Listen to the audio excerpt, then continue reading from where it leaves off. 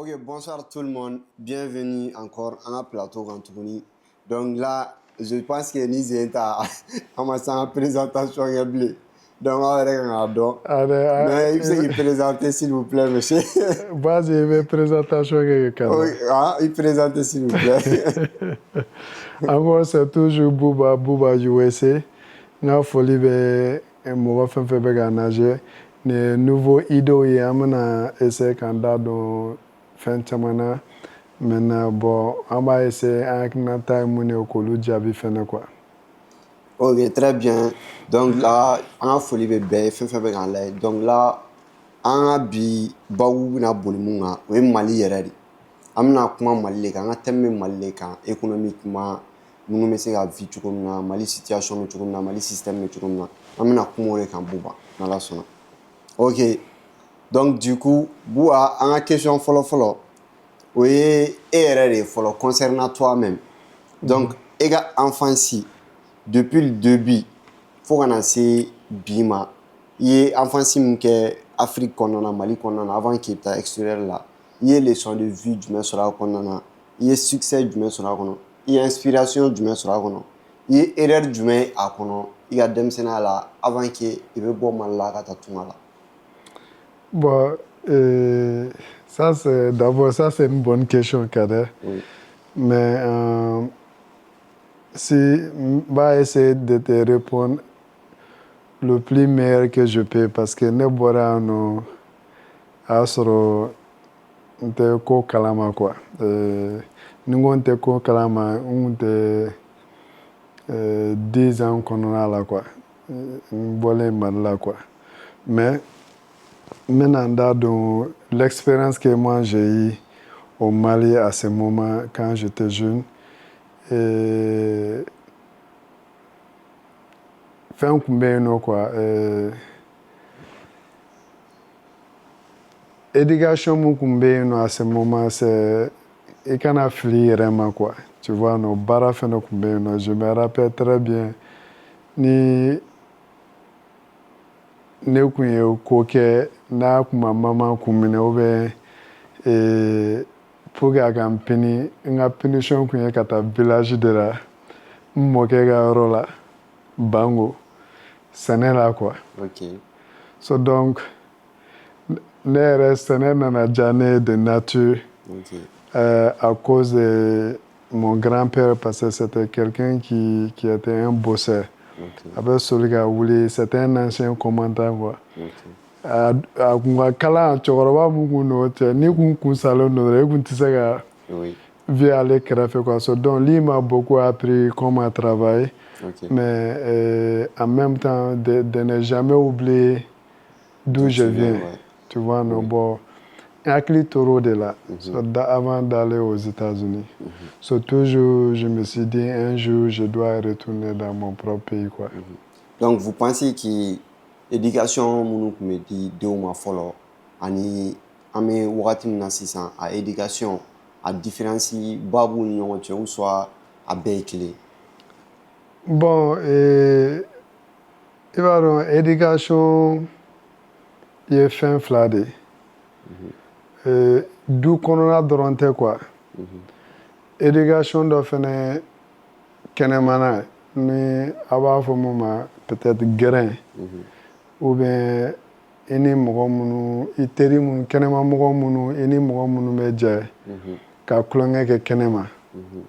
Sokɔnɔ éducation bɛ yen nɔ mais i entourage depuis fitinama o éducation fɛnɛ bɛ yen quoi. So donc ni fila la ni kelen ka ɲi kelen ma ɲi i b'a a jogo ta quoi. So donc n bɛ se ka mun fɔ o yɔrɔ la an fitinama moment dɔ de tun bɛ d'an ma an ka bɔ kɛnɛma ka taa tulonkɛ kɛ mais on n'avait pas droit de rester dehors toute la journée fo ko parents ka bɔ ka taa ɲini quoi. N'i kun nana gosili kun b'i faga. Tu vois un peu. So donc o b'an kun na k'a fɔ fitiri man kan sɔrɔ kɛnɛma. Et puis des parents kun bɛ mun fɛnɛ kɛ pour que an kana temps sɔrɔ toujours ka tulonkɛ kɛ kɛnɛma tout le temps. Activité n'u bɛ t'i bila ci dɔrɔn u b'i bila ka baara dɔ kɛ ou bien o bɛ t'i bila jimere feere la. Tu vois un peu so nin bɛɛ kɛkun kun ye de pour que i kana tile ban kɛnɛma kulonkɛ la sans olu bɛ fɛ k'u hakili to la de leur propre manière quoi. So donc ils ont toujours trouvé une idée de te faire travailler à la maison pour que temps ba kana k'i bolo i ka taa passer kɛnɛma quoi. Ok. Très bien répondu. Donc là, an bɛna ale sisan Mali vie yɛrɛ kan tuguni. An bɛ toujours thème kelen de don. An bɛ kumana Mali de kan. Oui.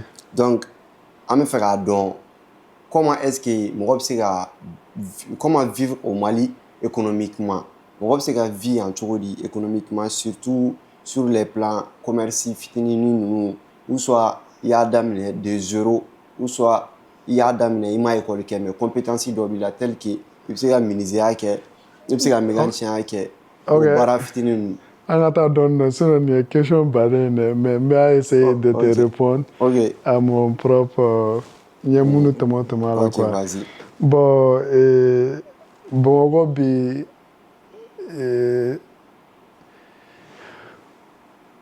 baara mɔgɔ ma bɛɛ bɛ fɛ ka baara k'a yɛrɛ fɔlɔ.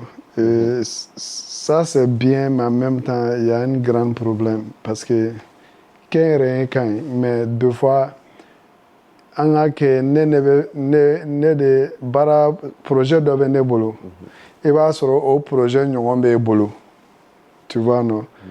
Pourquoi pas ne tɛ se ka jɛ k'o projet kɛ ɲɔgɔn fɛ pourquoi toujours ne kan ka concurrence créer ni e ye. Bon a bɛ na ni deux fois prix gonflé ye ani ni ne y'a dɔn ko marché t'e bolo ou bien ko e ta bannen don ne bɛ se ka dɔ fara an ka minɛnw prix kan. Or que a minɛn prix an ka kɛ yɛrɛ 100 don a bɛ taa yɛrɛ sɔrɔ 250 la ko parce que a bɛ kelen bolo. Mais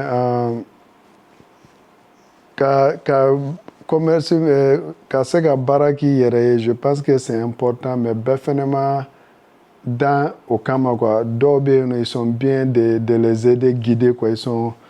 Ce sont des gens qui fonctionnent bien quand ils les guident.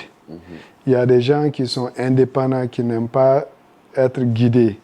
Olu b'a essayer ka projet créer pour comment dire pour que u yɛrɛ bɛ se ka bɔ nɔgɔ la cogoya mun na. Mais pour moi toujours il faut que i yɛrɛ k'i ka compétence dɔn fɔlɔ.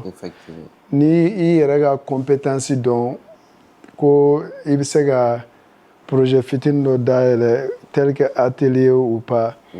Mais objectif de a ka kɛ automatique ye quoi. Parce que ni banana o projet binnen ou bien ni mama banana o wari bɛɛ bɛ taga mama na ou bien ni yɛrɛ terikɛ bana ou bien ni juru cayara projet bɛ bin. Comment éviter ça? C'est d'abord de s'asseoir et revoir tout ce que tu dois faire. Si tu dois chercher des partenaires, i terikɛw yɛrɛ la i bɛ se k'i sigi a bɛ kuma ni ɲɔgɔn ye. Et j'ai cette idée. Est-ce qu'on bɛ se ka jɛ k'a kɛ ɲɔgɔn fɛ? Pour moi, c'est ça qui manque un peu pour vivre économiquement au Mali. Essayons de travailler ensemble avant qu'on essaye ka saber ka bazin feere n fana bɛ don bazin feere la parce que karisa kɛra fɛn bazin feere la mais or que mɔgɔ bɛ ɲinɛ mun kɔ karisa i ye bazin feere de kanu e bɛ k'a kɛ ni wari de ye. So donc a ka compétence tɛ se ka kɛ kelen o. So toujours donc fɛn na fɛn min ka di i yɛrɛ ninkun ye i bɛ wasa k'o la i bɛ nɔ b'o la et puis toujours tu vas t'en sortir quoi. Ok. Ouais. Bien répondu. Ouais. Ok, là maintenant, question wɛrɛ b'an bolo. Mais o question in na i bɛna choix fila de kɛ o question na. Awɔ. Question fila de don. Question kelen de don mais i bɛ choix fila de k'a la. Awɔ. Tu vois. Donc an bɛ fɛ k'a dɔn e yɛrɛ bolo n'a fɔra i ka choix kɛ mɔgɔ min ye école kɛ ka diplôme ba sɔrɔ ka kɛ fɛn ye ani mɔgɔ min ye expérience de vie sɔrɔ mɔgɔ min ye a ka ko daminɛ duguma k'a sɔrɔ a ma école kɛ a ma foyi kɛ ka na réussir. Donc e yɛrɛ bolo école ou expérience de vie au final et be choix du école vise expérience de vie et be choix du au final. Mais je vais faire un choix après mais dans détail là entre les deux quoi. Parce que expérience de vie déjà tu as tout dit. Ni expérience ben la bara kono la o est terre à terre quoi. Il te faut qu'au calan école là. So, donc, si je dois prendre quelqu'un qui a une expérience de vie, déjà qui a étudié tout, qui a réussi à connaître, je préfère que lui m'éduque. Au gars, sera irane la gâte, mais quand c'est l'école là, qu'a faut qu'on ait que mais encore, école te korote au korote voilà au korote qui mangata école là au contraire il faut aller à l'école l'école est fin de kala fin de avec ato yakli be daile ka family ke folo kala importance do fleni ate comme il a ces seveni ni dicté là quoi family yɛrɛ quoi family parce que hadamaden n'i ma fɛn fɛn faamuya i bɛ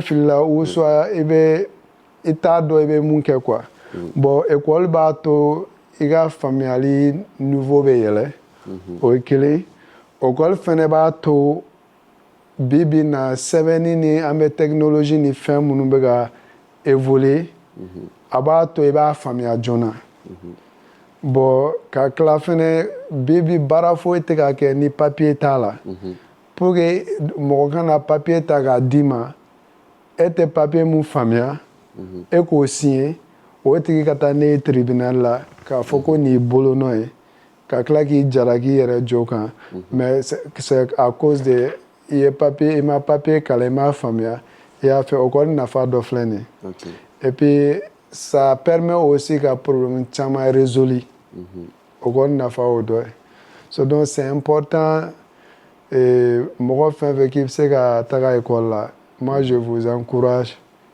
ka kalan kɛ mais ça ne veut pas dire ko kalan de b'a to i bɛ kɛ fɛn ye parce que il y a des gens i bɛ taga classe dɔw yɛrɛ ta i b'a sɔrɔ premier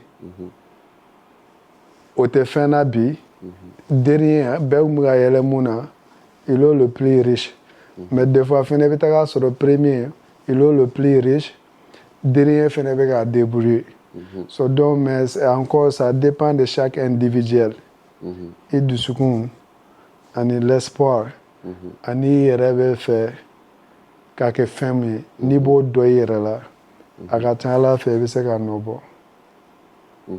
ouais ok très bien répondu ok an ka question wɛrɛ b'an bolo yan fana o question na an bɛna ɲininkali dɔ fana k'i la mun ye an bɛ fɛ ka Mali culture Mali art min bɛ Mali la culture min bɛ Mali la tradition minnu bɛ Mali la n'a sɔrɔ i bɛ dɔɔni dɔn an i bɛ se ka dɔɔni fɔ an ye a kan quoi Mali culture kan quoi. Bon Mali culture c'est vague c'est bon et culture ne b'a dɔn Mali la nɔ adamadenya bɛ yen ça veut dire quoi Maliens bɛ ils sont sociaux tu vois non c'est quelque chose ça peut aider beaucoup de personnes qui ont dépression kɔnɔ a tɛ comme en Amérique il y a des gens sociaux mais bɛɛ b'a ka coin na quoi mais Mali la ici sinankunya bɛ yen nɔ ça c'est ne o sinankunya mun filɛ nin ne tun t'a faamuya o de y'a to ni dɔ nana k'i kulubali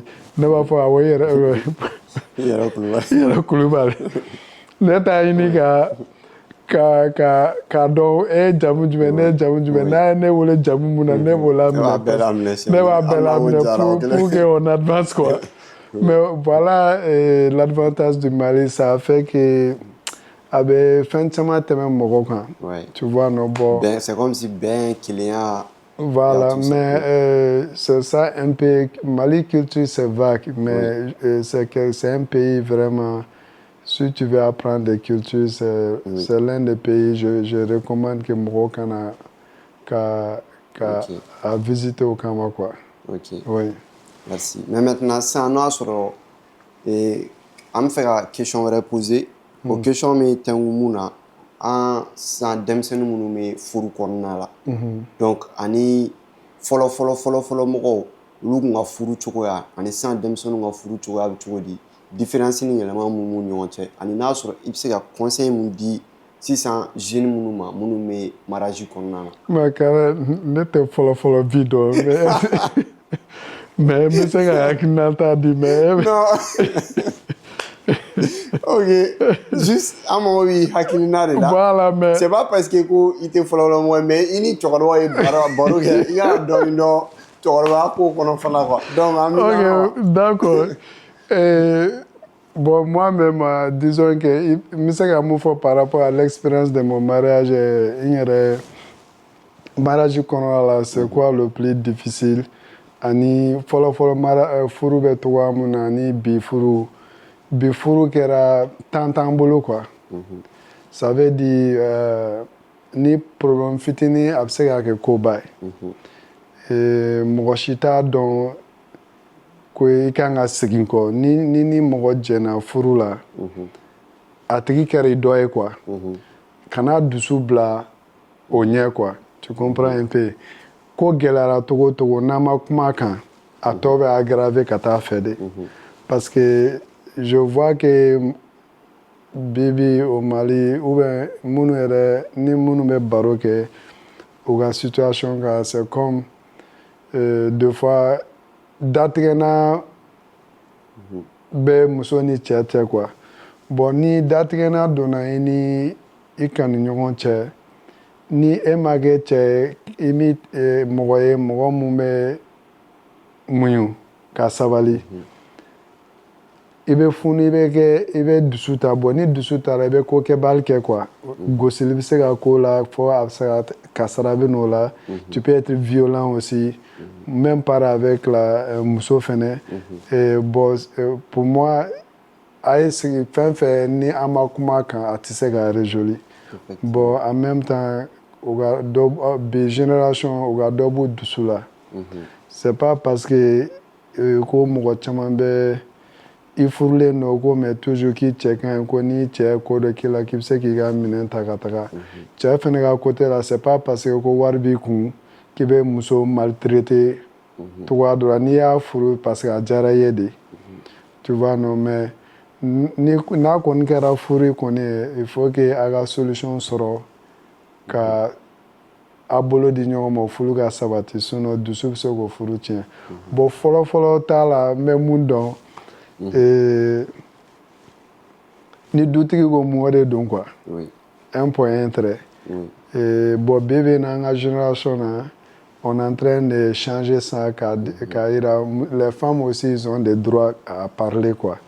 Il faut que an k'o faamuya o kɔrɔ tɛ ko o tigi o tɛ ka dutigi bonya mais n'i ye muso furu a kɛra i dɔ ye o a to yen nɔ a ka hakilinata fɔ a to yen nɔ fɛnɛ n'a dusu bɔlen don a ka kuma k'a yira i la qu'elle était fâchée mais limite b'o la o bɛɛ bɛ se ka kɛ bonya kɔnɔ quoi. O ye ne hakilinata ye furu ni bi furu kan quoi. Ok, maintenant question wɛrɛ fana bɛ yen nɔ. Du coup ne tun bɛ fɛ k'a dɔn réellement est-ce que gɛlɛya jamana ka gɛlɛya a bɛ se ka na ni kasaraba ye jamana kan i n'a fɔ par exemple du kɔnɔna na ni gɛlɛya sugu dɔ bɛ du kɔnɔna na a bɛ se ka duden dɔ affecter k'u don ko kolon dɔw la mun t'u ka laɲini ye est-ce que ou soit ça n'affecte pas la famille ou soit jamana gɛlɛya tɛ foyi affecter jamana la. Bon ça c'est une bonne question parce que je vais te donner toutes les deux options. Mais d'abord gɛlɛya kɛra togo o togo quand tu as un esprit faible a bɛ se k'i pousser ka don ko dɔ la. Mais encore je reviens gɛlɛya kɛra togo o togo si je dois nourrir ma mère et mon père n kan ka n fa ni ba ni dɔgɔnin de balo jusqu'à que n taara kalabanciya kɛ ka wari sɔrɔ k'u balo c'est pas une fierté. À man qui a fierté. Mais si tu dois faire pour nourrir ça, il faut qu'il y ait tu dois arrêter. Bon, gelab c'est qu'on a nini. Après que doit pousser, kata sera jugu kan. Mais yani kata sera jugu kan, essaye de demander l'aide à tes voisins. Et sigiɲɔgɔnw, i teriw, kana malo la quoi, kana complexe la.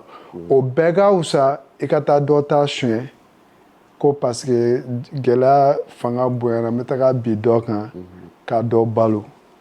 Ni bɛɛ y'a kɛ ten jamana tɛ basigi o. So donc c'est le simple réponse aussi c'est quand hadamaden l'esprit là hakili tɛ réalité ni miiri bɔ dɔ ɲɔgɔn na quoi. Ni fɛn dɔ imaginer i kun na ani fɛn dɔ kɛlen ra hakili b'a bɛɛ kɛ comme si c'était le même. Bon n'i y'o dɔn i hakili la i bɛ se ka solution sɔrɔ fɛn fɛn min i kun na comme miiri jugu quoi. Parce que le problème est que au gɛlɛya kɔnɔna na par exemple pression bɛ k'i kan. Parents ka pression bɛ k'i kan. Peut-être ni muso y'o muso ka pression bɛ k'i kan ni den b'i bolo den ka pression bɛ k'i kan. Est-ce que o sera kɛ i ka taa bin dɔ kan. Donc peut-être que ni option de tɛ yen bilen i yɛrɛ ɲɛ b'a la option tɛ yen. Donc là hakili bɛ sina ka option facile de ye. Bingali. Voilà. Donc juste i b'i ɲɛsin o de ma mais comment est-ce que i bɛ se k'o stress ninnu aux émotions, aux gestions, comment tu fais pour remonter tout ça? Oui, disons que ne furumuso bɛ ka pression da n kan parce que ça fait 3 jours ne tɛ ka se ka nasɔngɔ d'a ma.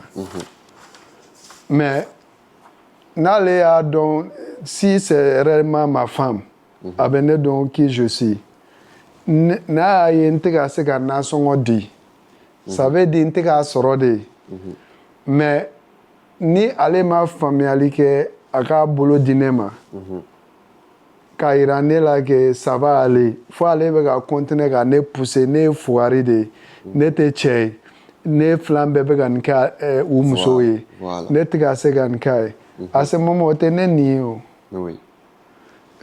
l'esprit doit comprendre ça à ce moment o t'i nin ye quoi a bɛ k'i bila sira jugu de kan oui peut-être dɔw ta ye k'i pousser i ka dusu ta mais dusu ta kun tɛ fosi ye ni n'a sɔrɔ gɛlɛya kɛra togo o togo ka dɛ ko est-ce que e bɛ se ka taa wuluwulu ji sama peut-être dɔw t'a fɔ kun de y'o ye yanni k'a fɔ ko tu es diplômé ne man kan ni wuluwulu ji sama ye ne muso bɛ kɔngɔ na ne ba bɛ kɔngɔ na so donc moi je suis docteur mais banabagatɔ tɛ dugu kɔnɔ fura feere tɛ yen mais ne tɛ se k'a fɔ ko tant que ne ma dɔgɔtɔrɔya baara sɔrɔ ne tɛ se ka n ka denbaya balo o ye fugariya signe ye peut-être n'u ye pression da i kan pression da kun i kan de ça ne veut pas dire k'i ye kalan min kɛ k'i k'o baara kɛ i bɛ se ka taa baara wɛrɛ kɛ hali ni i bɛ wotoro de pousser à ce moment o de ye cɛya ye mais faut que mɔgɔw k'o yɔrɔnin faamuya ni u bɛ k'i pousser ka taa o sira fɛ o ye k'i pousser de i kana bila i kun na ko i ka baara limitelen don o dɔrɔn na quoi. Ok, très bien répondu. Ok, question wɛrɛ b'an bolo donc a tɛ mɛn émission bɛna se a kuncɛma yɔrɔ ma donc an bɛ avant dernière question répond donc là an bɛ mɔgɔw labila donc question min bɛ yen nɔ sisan e yɛrɛ bɛ se ka conseil jumɛn di an ka jeunes ma an bɛ se ka jeunes minnu bɛ yen nɔ minnu b'u débrouiller n'an bɛ se ka ɲɔgɔn dɛmɛ communauté la cogo min na ani espoir jumɛn bɛ se ka lanati jeunes ma e bɛ se ka espoir jumɛn di jeunes ma an ka bolo di ɲɔgɔn ma don n'a nataw la baara bɛ ɲa et tout et tout. Ça c'est une bonne question. Moi mon premier minnu bɛ k'u débrouiller yɛrɛ a ye baara ɲuman kɛ fɔlɔ ça c'est un deuxième kana jɔ i bɛ mun sɔrɔ la i bɛ mun sɔrɔ kana jɔ a la le troisième kana mɔgɔ ɲɛda lajɛ k'a ka prix f'a ɲɛna i b'i yɛrɛ ka change tiɲɛ. Je parle de l'expérience. Ko parce que karisa bɔra Amérique n b'a ka prix gonflé i bɛ k'a k'i yɛrɛ la mais karisa minɛ comme i dɔ ban i bɛ prix kelen min feere carré kɔnɔ mɔgɔ ma o prix kelen feere karisa ma o de honnêteté o de silamɛya sira ye o n b'o conseil di jeunes ma o baara kɔnɔna la et en même temps an ka ɲɔgɔn encourager an bɛ mun kɛ parce que hadamaden hakili ni négativité cayara a kɛrɛfɛ i b'a abandonner mais n'i bɛ ka an bɛ ka ɲɔgɔn encourager an bɛ fɛn minnu kɛ a bɛ dusu don an na quoi même si c'est difficile le fait que ne bɛ ka mɛn e da kɔnɔ bon courage non tu fais du bon travail et il faut jamais abandonner a bɛ dusu de e la ka avancer mais toujours ne de bɛ na k'a fɔ ko depuis salon e bɛ nin yɔrɔ kelen de kunna e tɛ bɔ nɔgɔ la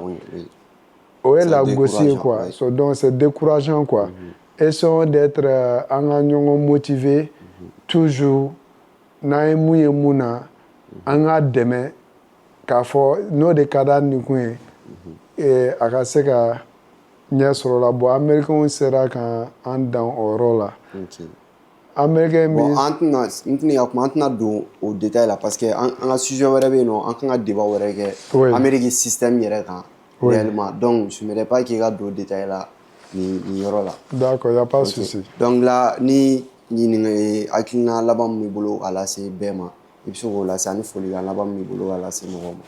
Bon, tout ce que moi je veux dire encore, ni ye baro ye an bɛ ka baro min kɛ et puis hakilinata minnu b'an bolo ka se ka question minnu bɛ ci an ma k'an bɛ se ka répondre ni y'o dɔ ye so donc kuma kɔnɔna la encore hakɛto bɛ kuma kɔnɔ quoi et puis a bɛ se ka kɛ n filila kuma fɔcogo la so donc fili bɛ bɛɛ sɔrɔ je m'excuse en avance et en même temps